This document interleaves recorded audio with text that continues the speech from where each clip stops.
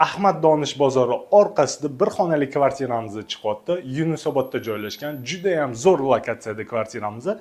Bunaqa kvartiralarni o'tkazib o'rmaslik uchun Telegram kanalimizga a'zo bo'lib qo'ysanglar, xudo xolasa bundan ham zo'r kvartiralarimiz chiqadi. Endi bu yerda planirovkani boshlaydigan bo'lsak, o'ng qo'limizda prixojniy zonamiz, kiraverish qismi, yonida alohida hojatxonamiz keladi. Alohida yonida hammomimiz joylashgan.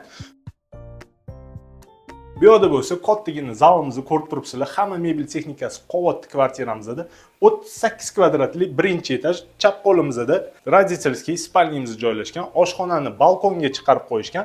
1,5 metrga 6 metrlik kattakon balkonimizni o'zini огородga chiqadigan eshigi ham bor. Ko'rib turibsizlar, oshxonamiz chiroyli, akkuratniy qilib qo'yilgan.